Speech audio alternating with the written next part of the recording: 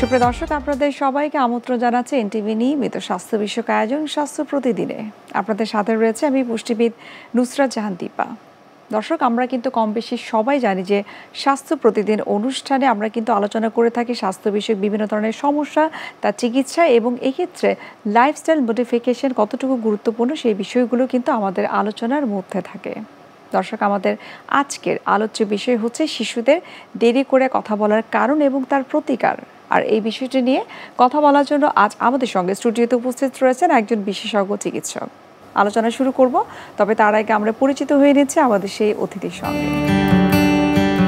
Doctor Naznin Akter 1974 সালের November মাসে পিরোজপুর জেলায় জন্মগ্রহণ করেন। তিনি 1998 সালে খুলনা মেডিকেল কলেজ থেকে এমবিবিএস ডিগ্রি অর্জন করেন। এরপর তিনি চিকিৎসা বিজ্ঞানে উচ্চতর FCPS ডিগ্রি লাভ করেন। বর্তমানে তিনি ঢাকা মেডিকেল কলেজের শিশু বিভাগের সহযোগী অধ্যাপক হিসেবে কর্মরত। আপনাকে স্বাগত জানাচ্ছি আমাদের আজকের অনুষ্ঠানে। অনেক ধন্যবাদ। শিশুদের দেরিতে কথা বলার কারণ এবং প্রতিকার। অনেক ফ্যামিলিতে কিন্তু আমরা দেখেছি যে বাচ্চাদের যখন 7-8 মাস বয়স থাকে তখন তারা আস্তে আস্তে আদো আদো কথা বলা শুরু করে, কিন্তু যেটি তাদের পুরোপুরিভাবে 2-3টা ওয়ার্ড বা একটা সেন্টেন্স পুরোপুরি বলার কথা সেই বয়সে সেই কথাগুলো তারা বলতে পারছে না। এর কারণটা আসলে কি? সমসাময়িক সময়ে যত দিন যাচ্ছে আমি দেখছি যে আমার প্র্যাকটিসিং লাইফে যে এই সমস্যাটাই আমি এখন ডেইলি প্র্যাকটিসে সবচেয়ে বেশি পাচ্ছি। বাচ্চা কথা বলছে না। তো ওই 6-7 মাস বয়সে যে বাচ্চাটা আপনি যেমন বললেন যে আধো আধো কথা বলছে, তো সে কিন্তু কথাটা শব্দটা শুনেই সেই শব্দটা তৈরি করার চেষ্টা করছে। তার মানে এই ক্ষেত্রে আমাদের ধরে নিতে হবে যে তার কানে শোনার যন্ত্র ঠিক আছে। তাহলে হিয়ারিং যদি ঠিক থাকে, কানে যদি সে শুনতে পায়, সে কিন্তু কথা একটা একটা করে সে যেই শব্দগুলো শুনছে সেই শব্দগুলো তৈরি করার চেষ্টা করবে। এবং এভাবে 6-7 মাসে সে ব্যাবলিং করছে। তারপর 9 মাস 8-10 মাস বয়স যখন হয় সে এক একটা মিনিংফুল ওয়ার্ড তৈরি করার চেষ্টা করছে। ছোট ছোট অক্ষরগুলো বাবাকে বাবা, দাদাকে দাদা, মাকে মা, এভাবে বলার সে চেষ্টা করছে। যত দিন যেতে থাকে 1 বছর থেকে 1.5 বছরে তার এই শব্দ ভাণ্ডারে শব্দগুলো জমা হতে থাকে এবং একটা সময় 2 বছর বয়স হলে সে শব্দটাকে জোড়া লাগিয়ে একটা ছোট ছোট বাক্য তৈরি করে। এই হচ্ছে কথা তৈরি করার যে বিভিন্ন ধাপগুলো। তো অনেক ক্ষেত্রে দেখা যাচ্ছে যে বাচ্চা কথা বলছে না, কিন্তু সে ইশারাতে তার প্রয়োজনগুলো বোঝানোর চেষ্টা করছে। তো আমরা ধরে নিতে পারি তখন যে হ্যাঁ, সে ইশারাতে তার প্রয়োজনগুলো ব্যক্ত করছে, সে কমিউনিকেট করছে, সে আমার সাথে যোগাযোগ ব্যবস্থা নন ভার্বাল ওয়েতে, যেটা কথা ছাড়া ইশারার মাধ্যমে সে যোগাযোগের মাধ্যমটা ব্যবহার করছে। এক্ষেত্রে আমরা প্রথমেই চিন্তা করব তার কানে কোনো সমস্যা আছে কি না। তাহলে এক্ষেত্রে আমাদের কান পরীক্ষাটা জরুরি। অনেক সময় বাবা মারা কিন্তু নিজেরাই বুঝতে পারে, তারা নিজেরা যারা একটু সচেতন প্যারেন্টস তারা দেখা যায় বিভিন্ন ধরনের শব্দ তৈরি করে, বা বাচ্চাটা ঘুমিয়ে গেলাম শব্দ তৈরি করলাম কিন্তু বাচ্চাটা ঘুম ভাঙলো না, যেটা নর্মাল বাচ্চাদের ক্ষেত্রে হয় যে ঘুমের মধ্যে হঠাৎ করে শব্দ হলে সে স্টার্টেড রিফ্লেক্স হয়, সে চমকে ওঠে, যেটা তাদের ভাষায় সে চমকে উঠছে না। তখন কিন্তু প্যারেন্টসটা বুঝতে পারে এবং তাড়াতাড়ি চলে আসে তারা যে আমার বাচ্চাটা তো আসলে এত শব্দেও সে কোনো ধরনের রেসপন্স করছে না, বা আমি পিছন থেকে ডাকছি তাকে জোরে নাম বলে তখনও সে রেসপন্স করছে না, কিন্তু সে তো আমার সাথে আই কন্ট্যাক্ট করে, সে অন্যভাবে সে আমার সাথে যোগাযোগ ব্যবস্থাটা মেনটেন করে। তখন একটা সমস্যা, এটাই সবচেয়ে বড় সমস্যা হিসেবে আমরা দেখা দিতে পারে কথা না বলার কারণ হিসাবে। এর পরবর্তীতে যেটা নিয়ে এখন সবাই মোটামুটি কনসার্ন এবং সবাই এ ব্যাপারে সচেতনতাটা ফিল করছে যে আমার বাচ্চাটার অটিজম না, তো যে কোনো কিছু হলেই তারা এটা এসে বলে যে আমার বাচ্চাটা কি অটিজম হয়েছে। তো সে অটিজম জিনিসটা কি, অটিজম ব্যাপারটি এরকম যে অটোইজম, তার নিজের মধ্যে নিজে একা একা নিজের ভিতরে নিজের জগৎ তৈরি করে সেই জগতেই সে বিচরণ করতে থাকে। তো সেই ক্ষেত্রে কী হয়, সে কথা বলছে না, সে আমার সাথে তার প্রয়োজনীয় কথাটা বলছে না, যেটা তার যোগাযোগে, যেমন মাকে সে ডেকে বলবে মা তুমি এটা দাও বা ওটা দাও, যেটা আমরা 17-18 মাস বয়স যখন হয় তখনই বাচ্চা ছোট ছোট করে তার প্রয়োজনগুলো শব্দ দিয়ে প্রকাশ করতে চেষ্টা করে, কিন্তু সেটা সে করছে না। সে একা একা খেলছে, তার নাম ধরে ডাকলে সে তাকাচ্ছে না, আমার চোখে চোখে তাকাচ্ছে না, সে কোনো সোশ্যাল স্মাইল দিচ্ছে না, কিন্তু সে নিজের ভিতরে একা একা কথা বলছে এবং সেই কথাটা মিনিংফুল না হলেও কিছু শব্দ সে নিজের মতো করে ব্যবহার করে। সেই শব্দগুলো হতে পারে জার্গন বলি আমরা, যেটা যে সে নিজেই তার অর্থ জানে, যেটা অন্য কেউ বুঝতে পারে না। তো সেইভাবে সে কথা বলছে, অথবা আমি তাকে একটা প্রশ্ন করলাম, সেই প্রশ্নটারই হুবহু উত্তর দিল, যেটাকে বলা হয় ইকোলেলিয়া। তো এটাও কিন্তু যে সঠিক উপায়ে কথার মাধ্যমে যোগাযোগ ব্যবস্থা মেনটেন হচ্ছে না। আমি যদি জিজ্ঞেস করি তোমার নাম কি, বাচ্চাটা বলবে আমার নাম আব্দুল্লাহ বা কিছু, তো সেটা না বলে সে বলছে তোমার নাম কি, সে উল্টো প্রশ্ন করছে, তাতে করে যোগাযোগ ব্যবস্থাটা মেনটেন হচ্ছে না। তো এই কথার এই দুটো সমস্যায় আমরা বেশি ফিল করি। একটা বাচ্চা হচ্ছে শুনতে পাচ্ছে না তাই কথা বলছে না, আরেকটা বাচ্চা হচ্ছে সে শুনতে পাচ্ছে, সে কথাটাকে যে একটা যোগাযোগের ব্যবস্থা হিসাবে মাধ্যম হিসাবে ব্যবহার করতে হয় এই ব্যবহার করার পদ্ধতিটা সে জানে না। অভিভাবকদের কোন বয়সে সেটিকে আসলে মেজার করা উচিত বা সেটিকে নজর দেওয়া উচিত বলে আপনার কাছে মনে হয়? অনেক সচেতন শিক্ষিত অনেক বাবা মা আছেন যারা দেখি যে তারা খুব দ্রুত এটা আইডেন্টিফাই করে ফেলে, বিশেষ করে যখন সে নবজাতক থাকে তখন থেকেই কিন্তু হয়তো, কিংবা তার আরেকটা বাচ্চা আগে ছিল সে বাচ্চাটাকে সে বড় করেছে, এই দুইটা বাচ্চার মধ্যে সে ডিফারেন্সটা বুঝতে পারে যে ওই বাচ্চাটা ঘুমালে একটু শব্দ হলে উঠে যেত, এই বাচ্চা এত শব্দ করছে উঠে যাচ্ছে না, কোনো স্টার্টল রিফ্লেক্স হচ্ছে না। আবার দেখা যাচ্ছে যে সে জোরে একটা শব্দ সেটাই হয়তো সে কোনো প্রতিক্রিয়া দেখাচ্ছে, কিন্তু আস্তে করে যখন শব্দ করা হচ্ছে তখন কোনো প্রতিক্রিয়া দেখাচ্ছে না। এটা অনেক প্যারেন্টসরা বুঝে যায়, কিন্তু যখন বুঝতে পারছে না, যে বোঝার একটু সমস্যা হচ্ছে, কিন্তু একটা বাচ্চা তো 18 মাস বয়সে সে মোটামুটি করে তার বাবাকে বাবা মাকে মা এগুলো বলবে, কিন্তু সে বলছে না, কিন্তু যে কোনোভাবে সে ইশারার মাধ্যমে বলার চেষ্টা করছে, তখন আমরা ধরে নিতে পারি এটা শব্দের সমস্যা হচ্ছে, সে শোনার সমস্যা, শব্দযন্ত্রের সমস্যা। তখন আমাদেরকে আর আরেকটা ব্যাপার যেটা হচ্ছে যে বাচ্চাটা অটিজমের কথা যেটা বললাম, সেই বাচ্চাটা আবার শুনতে পাচ্ছে কিন্তু সে আমার সাথে আই কন্ট্যাক্ট করে কথা বলার চেষ্টা করছে না, তার নিজের অক্ষর দুই একটা আছে সেটা তার নিজের মতো করে নিজে ব্যবহার করছে। এই জন্য আসলে আমাদের সকল প্যারেন্টসদেরই উচিত, অ্যাটলিস্ট এটা আমেরিকান একাডেমি অফ পেডিয়াট্রিক্স অথবা আমেরিকান একাডেমি অফ সাইকিয়াট্রিস্ট সবারই রিকমেন্ডেশন যে একটা বাচ্চা যখন 18 মাস বয়সে উপনীত হবে তখন সেই বাচ্চাটাকে আমরা অটিজমের টুলস দিয়ে যেমন তাকে স্ক্রিনিং করব, তার ভিতরে অটিজমের কোনো গুণাবলী আছে কিনা, বৈশিষ্ট্য আছে কিনা সেগুলো দেখার জন্য, আরেকটা বাচ্চাকে সে শুনতে পাচ্ছে জোরে শব্দ করলে কিন্তু সে আস্তে শব্দ করলে শুনতে পাচ্ছে না, সেই বাচ্চাকেও আমাদের হিয়ারিং অ্যাসেসমেন্ট করব। তো হিয়ারিং অ্যাসেসমেন্ট কিন্তু অনেক প্রথম থেকেই করা যায়, এটা একদম নবজাতক সময় থেকে শুরু করে আমাদের 6 মাস 9 মাস বিভিন্ন বয়সে করি, বিভিন্ন ধরনের অ্যাসেসমেন্টের টুলস ইউজ করা হয়। এটা কখন করব সেটা বেশি গুরুত্বপূর্ণ।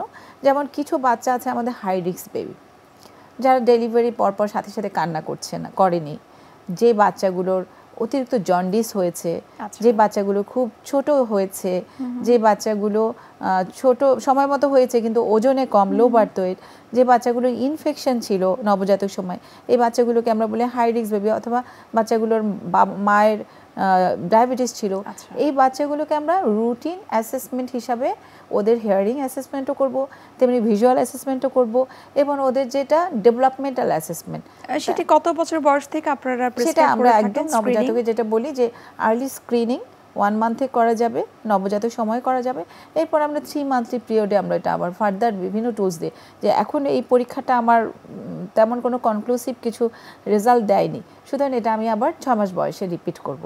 6 মাস বয়সেও যদি আমার মনে হয় যে এটা কনক্লুসিভ না, আমি আবার এটা 9 মাসে করব। তো যত আর্লি তার স্পিচ ডেভেলপ করার বয়সের আগেই তার হিয়ারিংটা পরীক্ষা করে নিতে হবে। কারণ আমাদের বাংলাদেশে এখন কিন্তু এই যে হিয়ারিং ইম্পেয়ার্ড বাচ্চাদের জন্য অনেক ভালো চিকিৎসা ব্যবস্থা আছে, এবং কথা শেখার বয়সের আগে উপনীত হলেই তখন যদি আমি এই হিয়ারিং এইডসগুলো অথবা যেই ককলিয়ার ইমপ্ল্যান্ট এই ধরনের সার্জিক্যাল প্রসিডিউরগুলো যদি আমি করে থাকি, তাহলে দেখা যাবে বাচ্চাটা জাস্ট একটা আরও 10টা নর্মাল বাচ্চা, স্বাভাবিক বাচ্চার মতোই সে বেড়ে উঠছে, তার আর কথার সমস্যা থাকছে না। আচ্ছা, এক্ষেত্রে কিন্তু আমরা অনেক বাচ্চাদের ক্ষেত্রে কিন্তু দেখেছি যে সে হয়তো কোনো রেসপন্স করছে না, অথবা ছোট ছোট কথা বলছে, ঠিক শব্দ না কিন্তু প্রথম কোনো শব্দের লেটারটা সে বলছে, কিন্তু সেই বাচ্চাটাই কিন্তু দেখা গেছে যে 3-4 বছর বয়সে প্রচুর কথা বলছে। হ্যাঁ, এটা হয় তখন আমরা তো দুটো জিনিস অ্যাসেস করি। যখনই প্যারেন্টসরা আসে যখন, তখন আমার বাচ্চা কথা বলছে না বা ও একটু অর্ধেক কথা বলে, যেমন আমার নিজের ছেলে, ও যখন বলতো কথা শুরু করেছে যখন 1.5 বছরে, সে অর্ধেক ফুলকে ফু বলতো, ফ্যানকে ফ্যা বলতো, এরকম অর্ধেক কথা, সেটাও কিন্তু সে ওটা মিন করে বলছে, সে একটা আইডেন্টিফাই করছে, সে পয়েন্ট করছে। এই পয়েন্টিং বিষয়টা খুব জরুরি। দেখা যাচ্ছে যে তাহলে কি এটাকে কি আমরা হাই রিস্ক আমরা বলতে পারি নাকি এটা স্বাভাবিক একটা স্বভাবের? এটাই মানে স্বাভাবিক স্বভাবের ভিতরে। কারো একটু লেট ব্লুমার্স, বিশেষ করে ছেলে বাচ্চাদের একটু দেরিতে কথাটা তৈরি হয়, আর মেয়ে বাচ্চারা আরও একটু দ্রুত কথা বলে ফেলে। তো এই ব্যাপারগুলো আমরা শুধু অ্যাসেস করে দেখব তার হিয়ারিংটা ঠিক আছে, তার আই কন্ট্যাক্ট করার যেটা প্রবণতা, যার কমিউনিকেশন নন ভার্বাল ওয়েতে সেটা সে করছে, তাহলে আমরা দুটো জিনিস থেকেই আমরা উদ্ধার পাচ্ছি যে তার কান ঠিক আছে, জানি যে না ঠিক আছে, সে যেটাকে বলি যে শ্রবণ প্রতিবন্ধী নয়।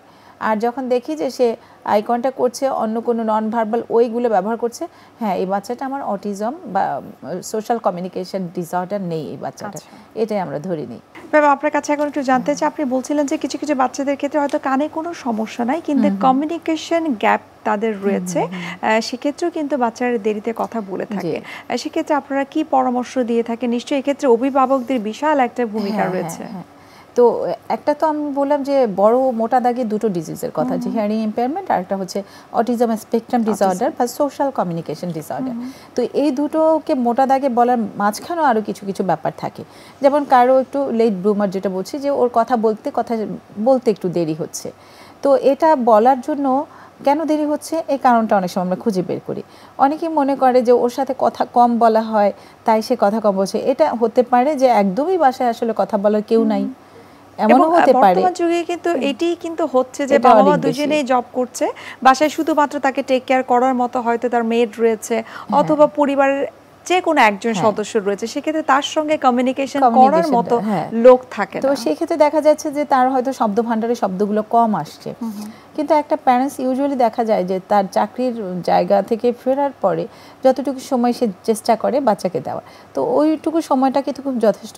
কিন্তু তার যেটা হয় যে সে মধ্যবর্তী সময়টা বেশি স্ক্রিনে ডিপেন্ডেন্ট ছিল কিনা, এই গেজেট বা স্ক্রিন ডিপেন্ডেন্সিটা এটাও কিন্তু একটা ডিসঅর্ডার, স্ক্রিন ডিপেন্ডেন্সি ডিসঅর্ডার বলা হয়, যেখানে ব্রেনের ভিতরে এমন কিছু পরিবর্তন হয় যেটা আমরা বলি যে ড্রাগ অ্যাডিকশনেও যেরকম চেঞ্জগুলো হয়, স্ক্রিন ডিপেন্ডেন্সিতেও ব্রেনের ভিতরে সেই ডোপামিনার্জিক পাথওয়েতে একই রকম পরিবর্তন হয়। তো এই ডিপেন্ডেন্সি থেকে বাচ্চাদের যেটা প্রথম সিমটম হতে পারে যে তার কথা বলতে দেরি হওয়া, এটাকে ঠিক আমি অটিজম আমরা বলি না, এটা স্ক্রিন ডিপেন্ডেন্সি ডিসঅর্ডারও অটিজমের মতো কিছু ফিচার্স তৈরি হয়। তবে এখানে সবচেয়ে বড় যেটা পজিটিভ, স্ক্রিনটাকে আমি যদি সময় মতো উইথড্র করে নেই, বাচ্চাটাকে যদি আমি সময় মতো তার যে উদ্দীপনাগুলো দেওয়ার, কথা বলার জন্য যে উদ্দীপনা দেওয়ার কথা সেগুলো যদি আমরা দিয়ে থাকি, আমরা স্পিচ থেরাপি দিয়ে থাকি, তো সেক্ষেত্রে দেখা যায় বাচ্চা খুব দ্রুত এটাকে অ্যাডপ্ট করে ফেলছে, সে কথাটা দ্রুত শিখে যাচ্ছে। আরেকটা যেটা হচ্ছে আইসোলেটেড স্পিচ, মানে এটা কোনো কারণ ছাড়াই স্পিচ ডিলে। তো কী কারণে হতে পারে, অনেক সময় প্যারেন্টসরা কিন্তু বলে থাকে যে আমার নিজেরও নাকি ছোটোবেলায় কথা বলতে দেরি হয়েছে, বা ওর বাবারও ছোটোবেলায় কথা বলতে দেরি হয়েছে, জেনেটিক কারণ, যে হ্যাঁ ওদের সবারই একটু কথা বলতে দেরি হয়। তখন ওই যে আপনি যেটা বলেন যে অর্ধেক কথা হয়তো কথা বলছে, কিন্তু 4-5 বছর বয়সে সে অনেক কথা বলে ফেলছে। এবং আমাদের যেটা জানি যে বিখ্যাত সায়েন্টিস্ট আইনস্টাইনেরও এরকম ছিল যে সে যখন কথা বলেছে সে তখন লম্বা পুরো সেন্টেন্স কথা বলেছে, তার আগে সে সহজে কথাই বলতো না। তো এটা একটা ব্যাপার আছে আমরা মাঝে মাঝে পাই, তবে আমরা এক্সেপশনাল কিছু আসলে ঘটনা বলতে পারি। কেউ কেউ আছে সত্যি সত্যি যে যাদের এরকম জেনেটিক্যাল ব্যাকগ্রাউন্ড থাকে, যে বাবা মা দেরিতে কথা বলেছে, লেট ব্লুমার্স, এরা কথার জন্য যথার্থ পরিমাণ, যদি আমি যথেষ্ট পরিমাণ উদ্দীপনা দিয়ে থাকি তাহলে সে কথা বলবে, এবং এদের নিয়ে লং রান কোনো বিপদ হয় না। কিন্তু আমাদের যেটা সমস্যা যে সোশ্যাল কমিউনিকেশন ডিসঅর্ডার, এইগুলোকে খুব দ্রুত আইডেন্টিফাই করতে হবে। এগুলো যদি দ্রুত আইডেন্টিফাই না করি, আমরা যদি আর্লি ইন্টারভেনশন না করি, তাহলে এই বাচ্চাটাকে কিন্তু আমাদের অনেক দীর্ঘ সময় এই সমস্যা নিয়ে আমাদের পথ চলতে হবে। জি, আমরা এই শিশুদের দেরিতে কথা বলা নিয়ে আরও বিস্তারিত আপনার কাছ থেকে জানার চেষ্টা করব। এই পর্যায়ে আমরা দেখে নিচ্ছি আমাদের স্বাস্থ্য প্রতিদিনের নিয়মিত আয়োজন কি খাবেন কেন খাবেন এই সেগমেন্টে। সুপ্রিয় দর্শক, আপনারা দেখছেন এনটিভি নিয়মিত স্বাস্থ্য বিষয়ক আয়োজন স্বাস্থ্য প্রতিদিন। এই পর্যায়ে আমরা দেখে নিচ্ছি বিভিন্ন খাদ্যের পুষ্টি গুণাগুণ নিয়ে আমাদের পুষ্টিবিদের পরামর্শ। অনেক বাবা মায়ের রয়েছেন যারা কিন্তু সন্তানের উচ্চতা বৃদ্ধি নিয়ে খুব টেনশনে থাকেন। আসলে উচ্চতাটা ডিপেন্ড করে অনেকটা বংশগত বিষয়ের উপর, বাবা মায়ের হাইটের উপর বা পূর্বপুরুষদের হাইটের উপর ডিপেন্ড করে। এর পাশাপাশি কিন্তু উচ্চতা আরও একটা বিষয়ের উপর ডিপেন্ড করে, সেটা হলো পুষ্টি বা নিউট্রিশন। আপনার যদি বাচ্চার নিউট্রিয়েন্ট ডেফিসিয়েন্সি থেকে থাকে, তখন কিন্তু বাচ্চার দেখা যাবে যে এই পুষ্টির অভাবের কারণে কিন্তু আপনার বাচ্চার উচ্চতা বা ওজন ঠিক মতো বাড়বে না। তাই বাচ্চার উচ্চতা যাতে সঠিকভাবে বাড়ে, এই কারণে কিন্তু আপনার বাচ্চার খাবারে অবশ্যই পুষ্টিকর খাবার রাখতে হবে। আমরা বলে থাকি যে 5 বছর বয়সের আগে যদি বাচ্চার নিউট্রিয়েন্ট ডেফিসিয়েন্সি হয় বা অপুষ্টিতে যদি ভুগে থাকে বাচ্চা, সেই সব বাচ্চার কিন্তু পরবর্তীতে আপনার হাইটটা একটু কম হয়ে থাকে। তাই এই কারণে অবশ্যই আপনার বাচ্চার খাবারে আপনি পুষ্টিকর খাবার রাখবেন। যেসব বাচ্চাদের রক্ত স্বল্পতা বা রক্তশূন্যতা থাকে, এইসব বাচ্চাদের কিন্তু হাইটের উপর খুব ইফেক্ট পড়ে বা হাইটটা একটু কম হয়। তো এই কারণে অবশ্যই আয়রনযুক্ত যে খাবার যেগুলো রয়েছে, আয়রন এবং ফলিক অ্যাসিড যুক্ত খাবার অবশ্যই আপনার বাচ্চার খাবারে রাখতে হবে। আপনি এক্ষেত্রে যেটা করবেন, যে দেখা যায় যেসব খাবারে আয়রন পাওয়া যায়, যেমন কলা, খেজুর, বেদানা, দেশীয় যে ফল যেগুলো রয়েছে, সবুজ শাকসবজি এবং হলুদ রঙের যে সবজি এবং ফলমূল রয়েছে, এগুলো আপনার বাচ্চার খাবারে রাখবেন। এগুলোতে প্রচুর পরিমাণে আয়রন এবং ফলিক অ্যাসিড পাওয়া যায়। আয়রন এবং ফলিক অ্যাসিড আপনার বাচ্চার রক্ত স্বল্পতা দূর করার পাশাপাশি কিন্তু উচ্চতা বাড়াতেও সাহায্য করবে। আয়রনযুক্ত খাবার খাওয়ানোর সময় অবশ্যই ভিটামিন সি যুক্ত খাবার আপনার বাচ্চার খাবারে রাখতে হবে, কারণ আয়রনযুক্ত খাবার খেলেই যে আপনার আয়রনের চাহিদা পূরণ হবে সেটা না, আয়রনটা অ্যাবজর্ব ও শোষণ করতে হবে শরীরে। সেই কারণে সাথে অবশ্যই ভিটামিন সি রাখতে হবে। আপনার কমলা, লেবু, মালটা, কাঁচামরিচ, ধনেপাতা, পুদিনা পাতা বা সিজনাল যে টক ফল যেগুলো রয়েছে, এগুলো আপনার বাচ্চার খাবারে নিয়মিত রাখুন। এরপরে হলো প্রোটিনযুক্ত খাবার। প্রোটিন যদি কম হয়, বাচ্চা যদি প্রোটিন ডেফিসিয়েন্সিতে ভুগে থাকে, এইসব বাচ্চার উচ্চতা অবশ্যই কম হয়। তো এক্ষেত্রে আপনি চেষ্টা করুন আপনার বাচ্চাকে প্রতিদিন 1 থেকে 2 টুকরো করে মাছ বা 1-2 টুকরো করে মাংস, 1টা করে ডিম, 1 গ্লাস করে দুধ, বাদাম, এগুলো খাবার তালিকায় রাখার জন্য। একটু ঘন ডাল বাচ্চার খাবারে রাখতে পারেন, কারণ ঘন ডালে আপনি যেভাবে প্রোটিন পেয়ে যাবেন সেরকমভাবে কিন্তু আয়রনও পেয়ে যাবেন। এই ধরনের খাবারগুলো আপনার বাচ্চার উচ্চতা বৃদ্ধিতে সাহায্য করবে। এরপরে বাদামে কিন্তু প্রচুর পরিমাণে ম্যাগনেসিয়াম, ক্যালসিয়াম পাওয়া যায় এবং পাশাপাশি প্রোটিনও আছে, যেটা কিন্তু আপনার বাচ্চার উচ্চতা বাড়াতে সাহায্য করবে। যেসব বাচ্চার উচ্চতা কম বা অপুষ্টিতে ভুগছে, সেই সব বাচ্চার খাবার তালিকায় 1 গ্লাস থেকে 2 গ্লাস করে দুধ, হাফ কাপ করে দই কিন্তু রাখতে পারেন, অথবা পনির আপনার বাচ্চার খাবার তালিকায় রাখতে পারেন। এগুলো কিন্তু আপনার বাচ্চার উচ্চতা বাড়াতে এবং হাড় মজবুত করতে সাহায্য করবে। হাড়ের গঠন যদি মজবুত না হয়, তখনও কিন্তু বাচ্চার উচ্চতা ওইভাবে যে বাড়বে না। ভিটামিন ডি যুক্ত খাবার, বাচ্চাকে অবশ্যই আপনার সামুদ্রিক মাছ, তৈলাক্ত মাছ, ডিমের কুসুম, চিয়া সিড, এগুলো কিন্তু বাচ্চার খাবারে রাখার চেষ্টা করুন।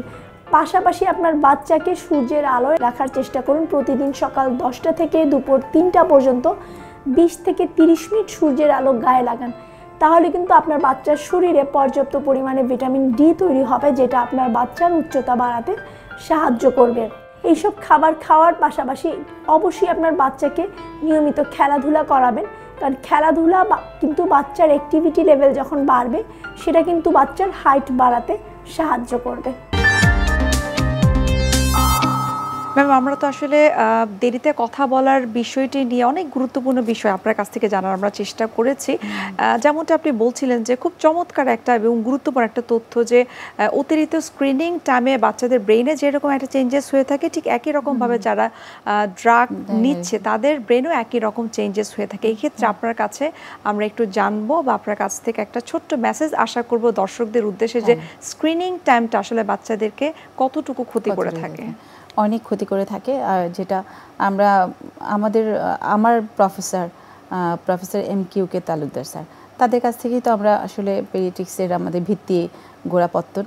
তো স্যার সবসময় একটা কথা বলতেন, তার যে কোনো প্রেজেন্টেশনে, ইন্টারন্যাশনাল সোসাইটি বা যে কোনো প্রেজেন্টেশনে তার এই কথাটা থাকতো, যে বাচ্চাকে তুমি মানে যার যে ধর্ম মতে, যেমন স্যার প্রথমেই বলতেন যে বাচ্চাকে আসলে আমাদের ধর্মতে যে কলেমা লা ইলাহা ইল্লাল্লাহ মুহাম্মাদুর রাসূলুল্লাহ, এটা শেখাও।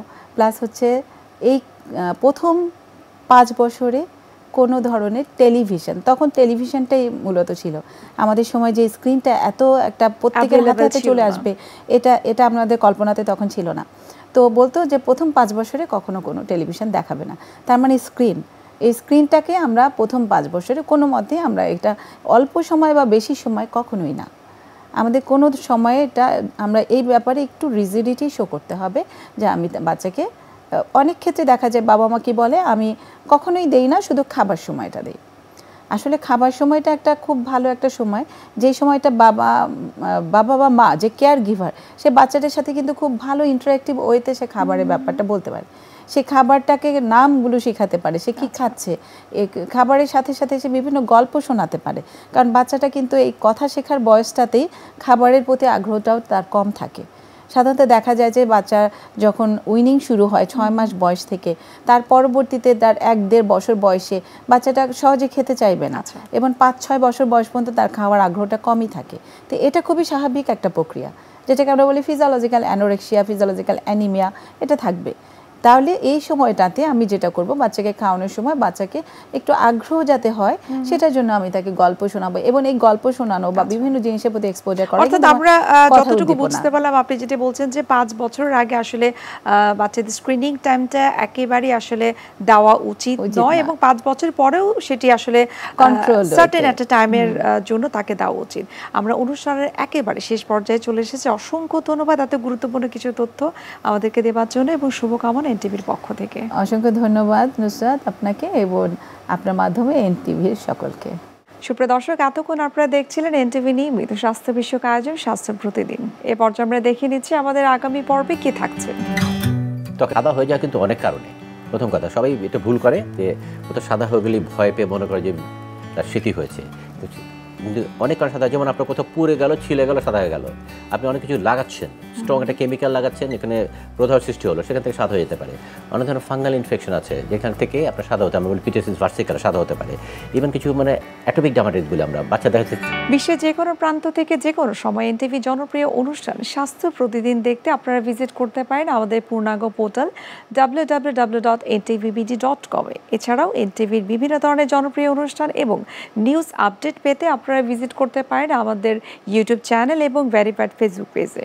দর্শক, আজ এখানে শেষ করতে হচ্ছে। দেখা হবে আবারও আপনাদের সঙ্গে। সে পর্যন্ত আপনারা সবাই ভালো থাকুন, সুস্থ থাকুন এবং এনটিভির সঙ্গেই থাকুন।